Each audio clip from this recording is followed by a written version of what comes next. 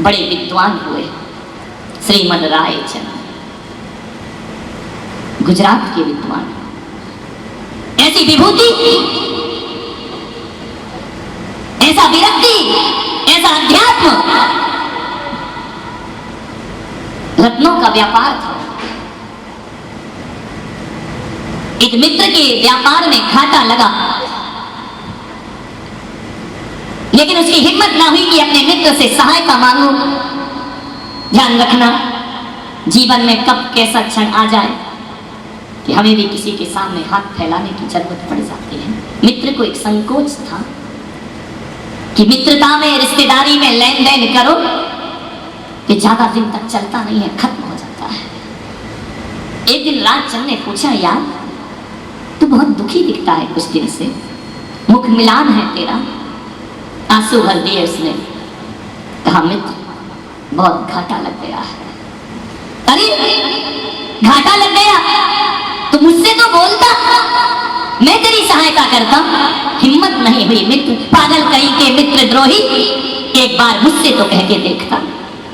बोल तुझे कितने पैसे चाहिए। ध्यान रखना, आंधियों में दीप जलाना सबके बस की बात नहीं है, बुरे समय में साथ निभाना सबके बस की बात। अच्छाई में तो सब साथ देते हैं, जब दिन बुरे आते हैं ना तो अपना साया भी अपना साथ छोड़ दिया करता है। अरे जब बुरे दिन आते हैं, तकलीफ के दिन आते हैं, वक्त पड़े पर ढल जाता है आंखों का भी पानी।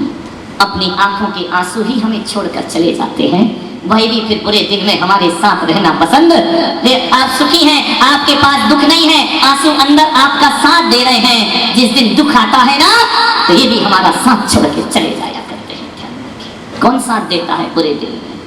कोई नहीं देता है। बोल कितना चाहिए तुझे? रायचंद ने उसके घर में नोट पहुंचा दिए और कहा कि जिस दिन तेरे पास हो जाए तो मुझे वापस कर देना। उसने व्यापार संभाला, लेकिन जब बुरे दिन आते हैं, दुर्भाग्य के दिन आते हैं, जब किस्मत के सितारे गर्दिशों में रहते हैं तो सहायता भी काम नहीं आती है। ध्यान रखना। और घाटा लग गया। अब तो उसने घर से निकलना ही बंद कर दिया। अब तो मैं बाहर ही नहीं जाता, चिंता में डूब गया। 15 दिन हो गए, 20 दिन हो गए, राजचंद से मिलना भी बंद कर दिया उसने कि मैं क्या मुंह लेकर के मिलूं। मैंने तो कहा था कि इतने दिन में तुम्हारा पैसा वापस कर दूंगा। मैंने ये देखा मेरा गया तो गया, उससे जो कर्जा लिया वो पैसा भी चला गया। लिखा पढ़ी देखता है, कागज पे साइन करके दिए थे कि इतने दिन में तेरा पैसा वापस लौटा दूंगा। अब मेरे पास तो इतना भी नहीं है। अरे ये मेरा मकान भी बेच दूं तो शायद मैं रायचंद जी का कर्ज नहीं चुका पाऊंगा। श्रीमद रायचंद जी को पता चला कि वह मित्र इसलिए नहीं मिल रहा कि उसके पास कर्ज चुकाने को पैसा नहीं है। श्रीमद रायचंद जी चले गए उसके घर, द्वार खटखटाया, द्वार खुले, घबरा गया, पैरों तले जमीन खिसक गई। उसने कहा कि मित्र तुम आ गए? बोले पागल, क्या भीतर बैठने को भी नहीं कहेगा? आओ पधारो, बैठो। क्यों तू मुझसे नहीं मिलता है? नजरें झुका ली, शर्मिंदा हूं। श्रीमद रायचंद ने कहा कि देख, जिस तारीख पर तूने पैसा लौटाने को कहा था वो तारीख निकल गई। ला जिस पर हमारा एग्रीमेंट हुआ था वो कागज ला। उसने कहा देख मित्र, मैं एक मकान क्या खुद को भी बेच दूं तो तेरा कर्ज ना चुक पाएगा। मुझे कुछ दिन की मोहलत और दे दे। अरे मेरे मोहलत नहीं, लेकर आओ एग्रीमेंट का कागज। भीतर ही भीतर लगा। उस दिन तो बड़े उदार भाव से दिया था, आज वसूली का नंबर है तो बड़ा क्रूर हो गया मित्र। मित्र ने कहा कागज लेकर आओ। मित्र ने पढ़ा कागज, अमुक महीने की अमुक तारीख को, देख इस तारीख को बीते महीने भर हो गए और तुमने मेरा पैसा वापस नहीं लौटाया। अरे वापस पैसा नहीं लौटाया तो कोई बात नहीं, मूर्ख तूने तो मित्रता भी छोड़ दी। तू तो मेरे पास आके भी नहीं बैठा। कैसे बैठे रात रात बेचैन, दिन को चैन नहीं, रात को नींद नहीं, कैसे कर्जा चुकाऊं? तूने तो बुरे वक्त में मेरा साथ दिया था। श्रीमद रायचंद ने कहा पागल, ये जो कागज हाथ में लिया है ना, ये कागज तुझे बेचैन किए है, रुलाया है, इधर ला कागज। रायचंद ने कागज लिए और टुकड़े टुकड़े करके कागज के फेंक दिए। एक कागज किसी का दिल दुखाता है, ऐसे कागज को आग लगा देना चाहिए। अब जा, ना मैंने तुझे दिया ना तूने मुझसे लिया, निर्भय होकर के रहे। पागल, पैसे के कारण क्लांत होता है, पीड़ा को प्राप्त करता है। जा, रायचंद्र भूल गया। इतना ध्यान रखना, ये श्रीमद रायचंद्र जैन समाज का संत है, ये जैन समाज के संस्कार को प्राप्त किया। ये रायचंद्र दूध पीना जानता है, लेकिन किसी का खून पीना नहीं जानता। मैं किसी का खून नहीं पी सकता हूँ, तेरे पास नहीं, कोई बात नहीं मित्र, तू ऐसे मिल। अरे नदी बहती है, चली जाती है, जिस नदी पे पैर रखो वो नदी रोज नहीं मिलती है। पैर रखते नहीं कि पानी आगे बढ़ जाया करता है। अरे कैसा कर्ज, किसका कर्ज, न मैंने तुझे कर्ज दिया। बस इतना कहता हूँ कि एक कागज के टुकड़े को लेकर परेशान हुआ, आज मैंने उस कागज को जला के खाक कर दिया है। चरणों में गिर गया मैं मित्र। उसने कहा, मेरे मित्र, अभी तक मैंने किताबों में सुना था कि भगवान होता है, लेकिन आज तुम्हें देख करके सोचा, तुम्हें देख करके लगा कि जीते जी इंसान में भी भगवान के दर्शन हुआ करते हैं, इंसान भी भगवान होता है। अभी तक तो कहानियों में सुना था, लेकिन आज लगा किसके लिए मन खराब करते हो।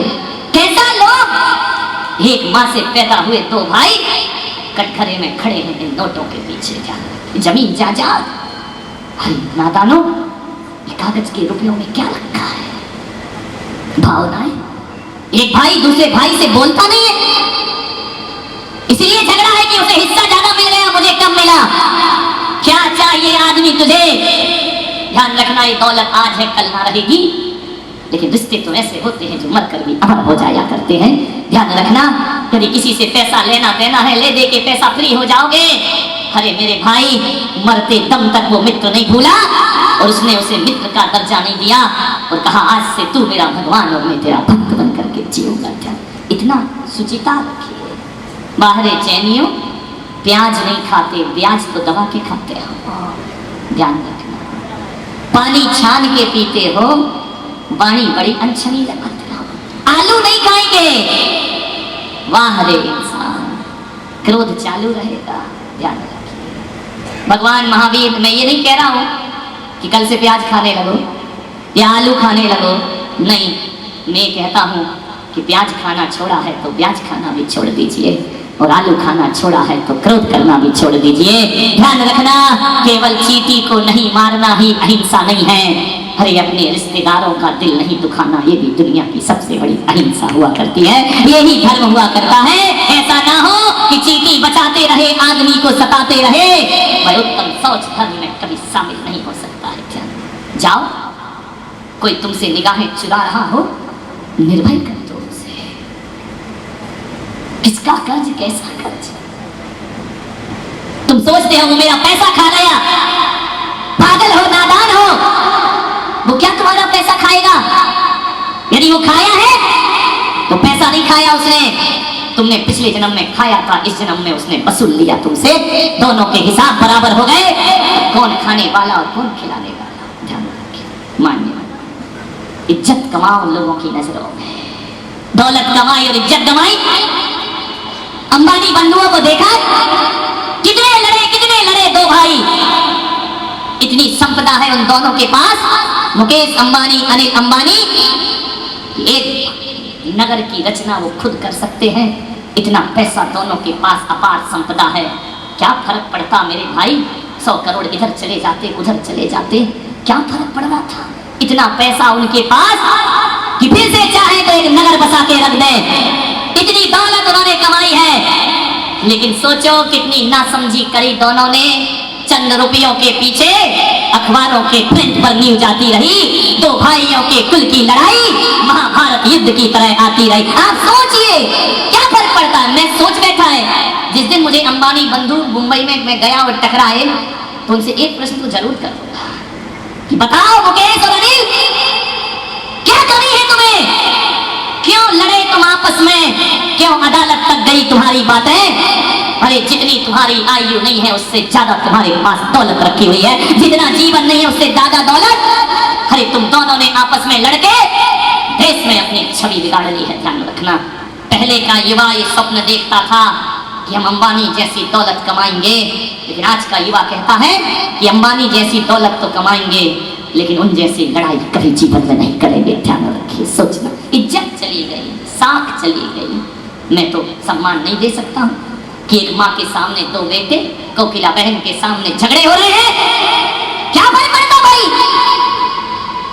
आशा तृष्णा ना मरी, मर मर गया शरीर। ध्यान रखें, किसके लिए झगड़ते हो? तुमसे अच्छे तो कौआ होता है, जब खाता है ना तो अकेला नहीं खाता, आवाज लगा लगा कर 10 कौओं को और बुला लिया करता है। लेकिन तुम ऐसे हो कि अपने भाई के साथ खाने को तैयार। मैं कहता हूं स्वर्ग होता है वो घर जिस घर में सारे भाई बहन एक साथ भोजन करते हैं और एक साथ जिंदगी को जिया करते हैं। ध्यान रखिए, संतोषी गुण रतन भंडारी। तकदीर से ज्यादा किसी को कुछ नहीं मिल सकता है, उतना ही मिलेगा जो तकदीर में लिखा हुआ है। लाख कोशिश कर लो, सिर्फ फोड़ लो और शांत बनोगे, तनाव और टेंशन और डिप्रेशन में रहोगे। धर हृदय संतोष, जो हृदय में संतोष को खत्म कर देता है। एक आदमी को इतनी तृष्णा जगी कि वो राजा के पास गया, मुझे दौलत चाहिए, दौलत चाहिए। राजा ने कहा चल मैं तुझे दौलत देता हूं। राजा ने कहा कि चल मैदान में, उसे मैदान में ले गए। राजा ने एक लकीर खींची धनुष तीर से और कहा कि देख इस लकीर से तू दौड़ लगा, शाम तक जितना दौड़ सके उतनी जमीन तेरी है। और एक बात याद रखना, सूरज ढलने से पहले तुझे लकीर वापस आके छूना है। जितनी देर तू दौड़ सके। कहते हैं नादान दौड़ते गया, दौड़ते गया, दौड़ते गया, इतना दौड़ा, सोचते रहा चलो थोड़ी बची है, 50 कदम और दौड़ लो, ये जमीन भी मेरी, ये जमीन भी मेरी। दौड़ते गया, फिर याद आया कि लौटना भी है। इतना दौड़ा, लौटने का मन हुआ, फिर पलट के दौड़ गया, अरे थोड़ी और मिल जाएगी। वाहरिरंगम गलितम पलितम मुंडम दसन विहीनम जातम तुंडम वृद्धो याति गहत्वा दंडम तदपि न मुच्यति आशाएं कभी समाप्त नहीं होती है, तृष्णा कभी नहीं मरती है। दौड़ दौड़ के जाता, लौटा, सांस फूल रही, पसीने में लथपथ, दौड़ते आया, सूरज ढलने को है। लकीर दिखी कि यदि नहीं पहुंचा लकीर तक तो ध्यान रखना ये दौड़ बेकार हो जाएगी। दौड़ते आ रहा है, सूरज डूब रहा है, राजा वहीं खड़ा है। बोल कितनी जमीन चाहिए तुझे? जैसे आके हताश होके निहाल होके गिरा, 2 इंच दूर रह गई लकीर। राजा ने कहा देख समय खत्म, सूरज डूब चुका है। बहुत रोया, हताश हो गया, सांस फूल गई, प्राणांत होने लगे। मरते समय जमीन पर लिख गया, मरते मरते देख रहे आदमी जितनी भाग दौड़ करता है, देख तुझे कितनी जमीन की जरूरत है। 2 गज जमीन से ज्यादा आदमी को कुछ नहीं चाहिए। ध्यान रखना, जब मरता है तो 2 गज जमीन की जरूरत पड़ती है, इससे ज्यादा किसी की आदमी को जरूरत नहीं। मान्यवर ये कहानी तुम्हारी है, तुम भी पैदा होते ही लकीर से भागते हो, बुढ़ापे तक भागते हो, और मेरा हो जाए, और मेरा हो जाए, और मेरा हो जाए। अरे लकीर तक पहुंच नहीं पाते लौट के कि मौत आती है उठा करके ले जाया कर, कुछ हाथ नहीं लगता। सोचना है, उत्तम सोच। तृष्णा में फंसता है आदमी, उलझता है आदमी, हमेशा अतृप्त रहता है। कभी तो मंदिर जाके बोलो कि भगवान तूने मुझे बहुत कुछ दिया, इससे ज्यादा मुझे कुछ और नहीं चाहिए। ये दौड़ शुरू हो गई, कोई जमीन नहीं मिलेगी, जैन भवन की रहेगी, दोनों कहीं भी चले जाओ। ध्यान रखिए, बेचारे बैठे थे कि महाराज दौलत देंगे तो वो छुड़ाने में लगे। मान्यवर जोड़ कर रख लो चाहे कितने भी हीरे मोती, मगर ये याद रखना कफन में जेब नहीं होती। जब जाओगे एक चुटकी भी आटा नहीं। कहाँ गए चक्री जिन जीता भरत खंड सारा, कहाँ गए वे राम लक्ष्मण जिन रावण मारा, कहाँ गई रुक्मणी सतभामा और संपत्ति सगरी, कहाँ गए वो रंग महल और सुवर्ण की नगरी, नहीं रहे वह लोभी कौरव जूझ मरे रण में, गए राज कर पांडव वन को अग्नि लगी, मोहे नींद से उठ रे चेतन तुझे जगावन को, हो दयाल उपदेश करें गुरु बार भावन को। जागो मोह आसक्ति और तृष्णा में ज्यादा मत जियो, वरना कुछ ना मिलेगा। एक कंजूस था मक्खी चूस। कौन था? मुल्ला नसरुद्दीन। बहुत कंजूस था, बहुत लोभी था। गणपति जी की स्थापना हुई थी, पर्युषण पर्व चल रहा था, गणपति जी की आरती हुई, शाम को प्रसाद बटा। अब जैनियों का तो था नहीं, यहाँ तो देते जाओ, मिलने वाला कोई काम ही नहीं है। गणपति में तो इतना चढ़ाओ, इतना खा जाओ। प्रसाद बटा, एक नारियल फूटा, नारियल तोड़ करके जैसे दिया, अरे मुल्ला ने कहा जीवन में कभी नारियल नहीं खाया था। बोले सब खा रहे, उसने भी भीड़ में हाथ बढ़ाया, जैसे ही हाथ गया, अरे मुल्ला ने कहा सब लोग खा रहे हैं, अब कंजूस क्या जाने खाना। उसने जैसे ही मुंह में लिया, पानी वाला नारियल, कच्चा नारियल, इतना मीठा नारियल। कौन बोला उपास वालों के मुंह में पानी आ रहा है? पानी आने नहीं लाना, नारियल में पानी आता है तो फोड़ा जाता है। हाथ बढ़ाया, आया, और देखो, मुल्ला पागल है क्या? पंडित ने कहा बेवकूफ, ये प्रसाद है, खाना नहीं है। इस शिविर का स्वल्पाहार नहीं है कि भोजन की समझ के खा जाओ। ये स्वल्पाहार, ये प्रसाद है, थोड़ा सा लेना।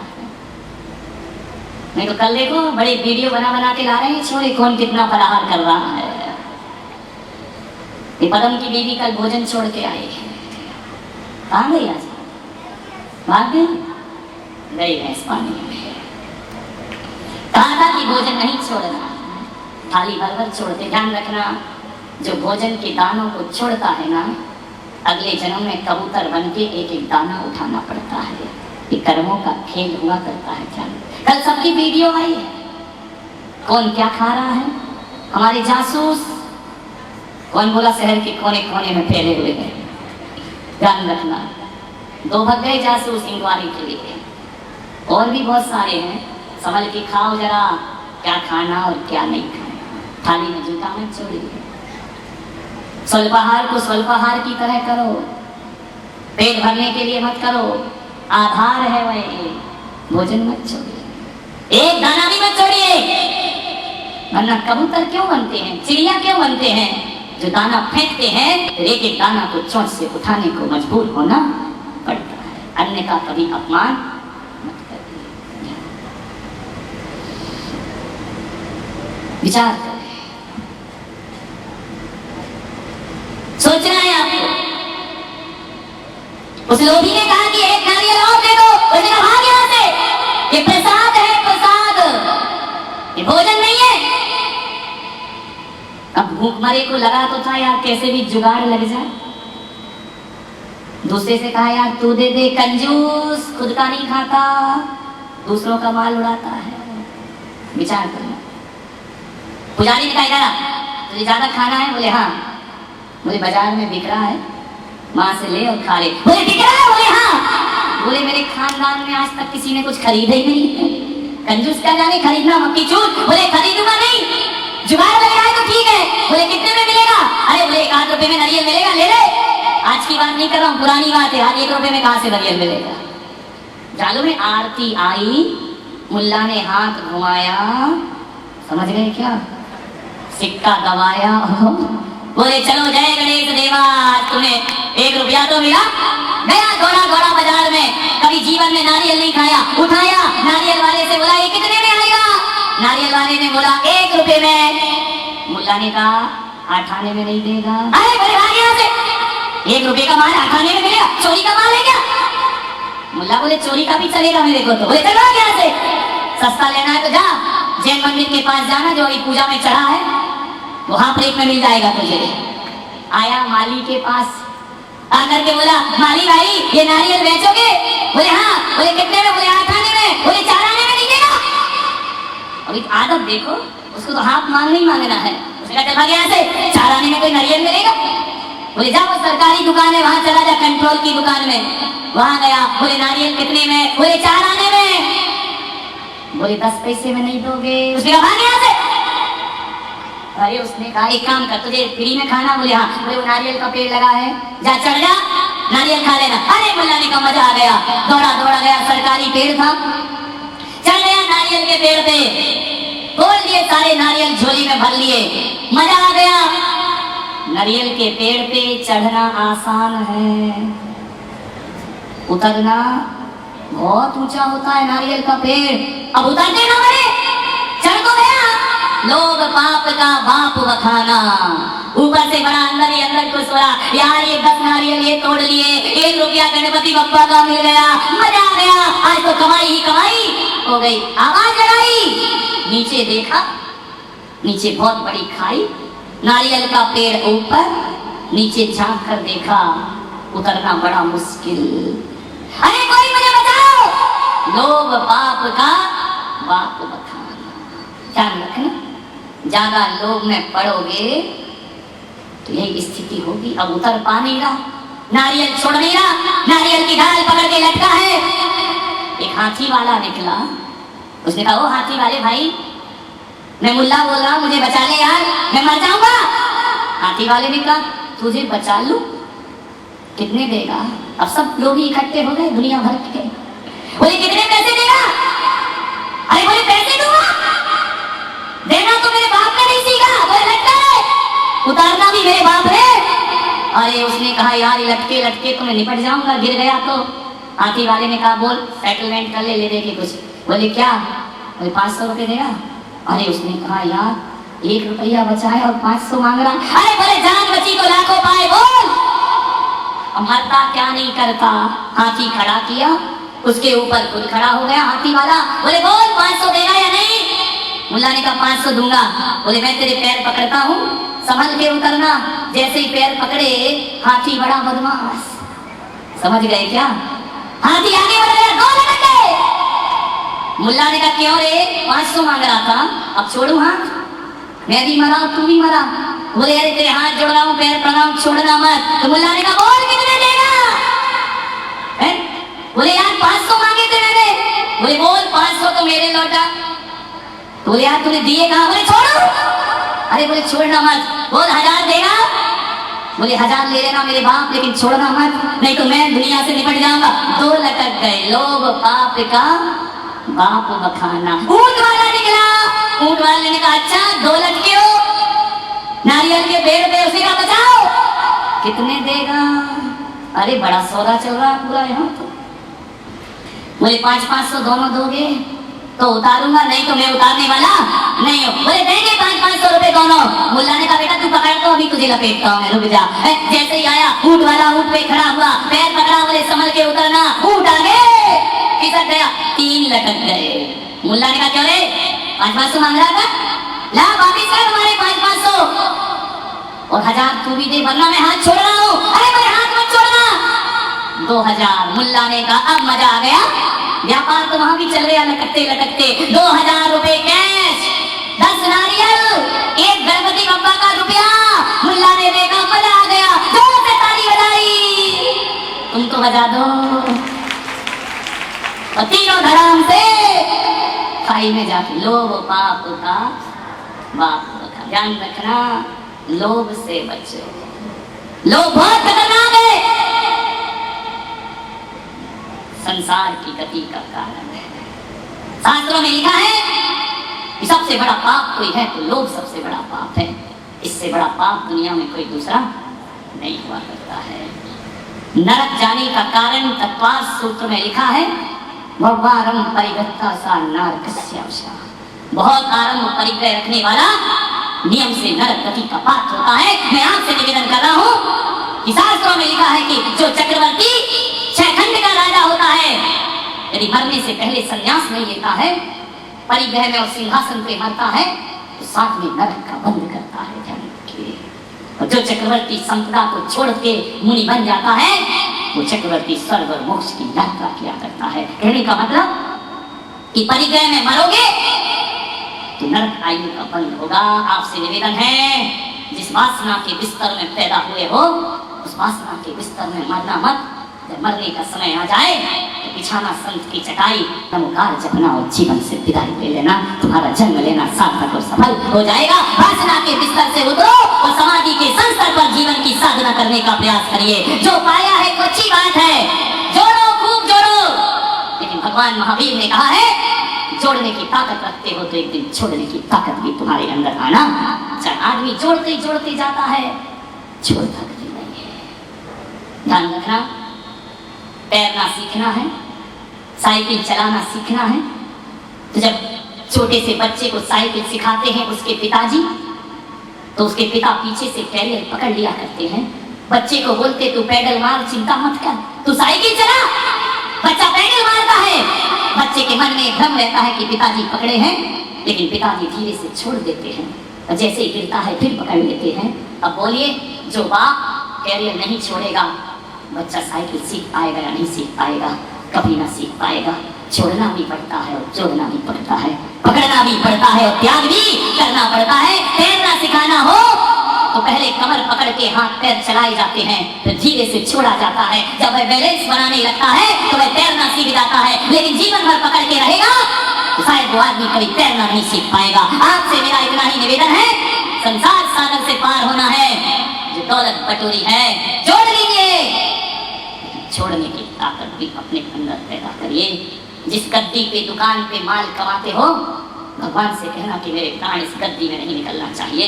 जिस बिस्तर पे सोते हो, जिस सोफे पे बैठते हो, नहीं ऐसा कहना कि भगवान समय हो ऐसा जब प्राण तन से निकले, नमोकार जपती जपते ये प्राण तन से निकले। ध्यान रखे, मृत्यु के समय माल मत पकड़ो, भगवान के नाम की माला पकड़ने का प्रयास करो।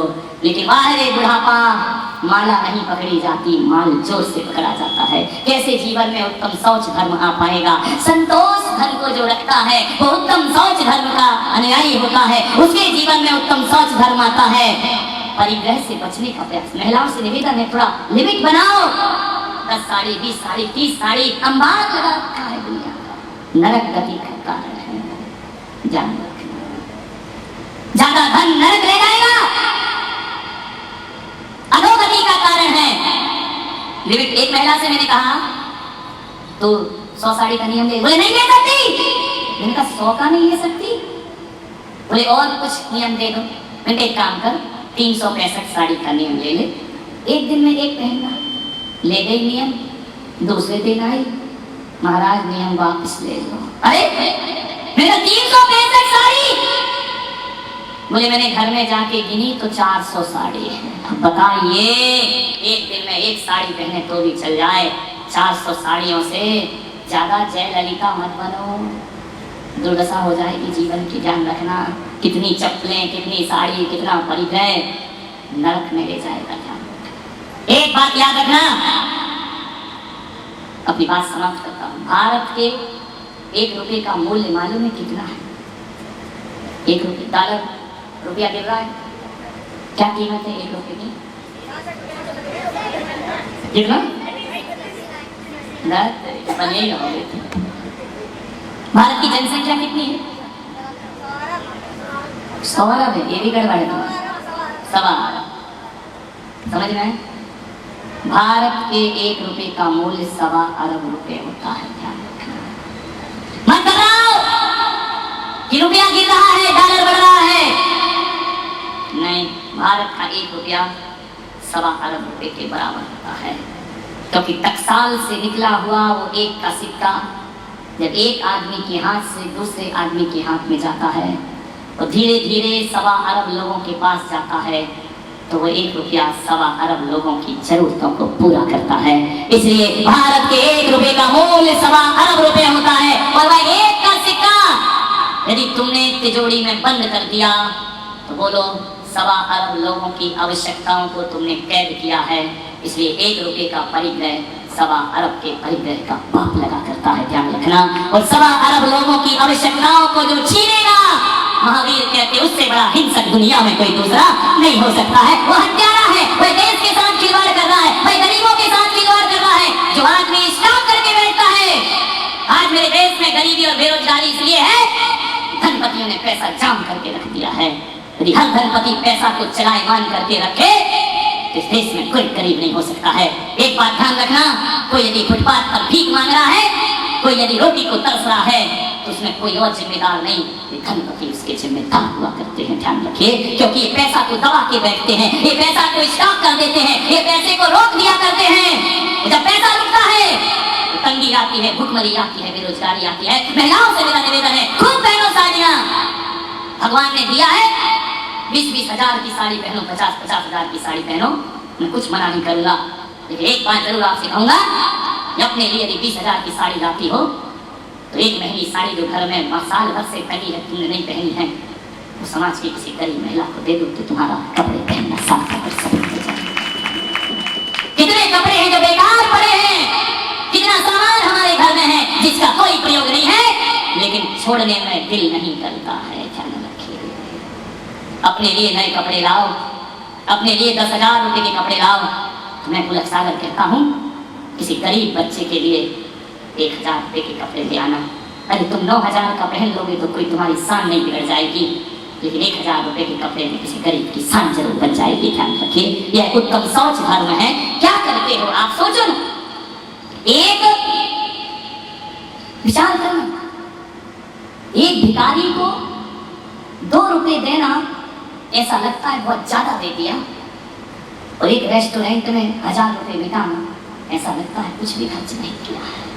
सोचिए, आप विचार करिए, सोचना है आपको, चिंतन करना अपनी मनोवृत्तियों का। क्या जीवन है हमारा? एक घंटे ये लड़के जिम में लगाते हैं अपनी बॉडी बनाने के लिए, 1 घंटे 2 घंटे दुकान से, स्कूल से, कॉलेज से आके 2-2 घंटे वहां लगाते हैं अपने शरीर को बनाने के लिए, 2-2 घंटे 1.5 घंटे जिम में लगा लेते हैं, लेकिन 10 मिनट बुजुर्गों का पैर दबाने के लिए इनके पास टाइम नहीं होता है। ध्यान रखिए, सोचिए, आप अपना शरीर बनाते हैं, घर में बुजुर्ग हैं तो तुम्हारे पास 10 मिनट भी भारी लगते हैं, इनके पैर में कैसे दबाते हैं? सोचना है आपको, क्या है हमारी जिंदगी। एक गरीब की सहायता में वही नोट ज्यादा हो जाता है, वही किसी होटल में बैठ जाओ तो उस नोट की कोई कीमत नहीं होती है। उत्तम सोच धर्म। जिंदगी को संभालो, जिंदगी को समझो। आपका समय ज्यादा हो गया, अपनी बात को समाप्त करता हूं। उत्तम सोच धर्म जिस दिन आ गया, उस दिन फिर इंसान नहीं, इंसान से हम भगवान भी बन जाएंगे। ऐसा भगवान महावीर का संदेश है। मनोवृत्तियों को रोको, पवित्र करो। सभी लोग हाथ जोड़े। ओम ह्रीं उत्तम सोच धर्मंगाय नमः। ओम ह्रीं उत्तम सोच धर्मंगाय नमः। ओम ह्रीं उत्तम सोच धर्मंगाय नमः। ओम ह्रीं उत्तम सोच धर्मंगाय नमः।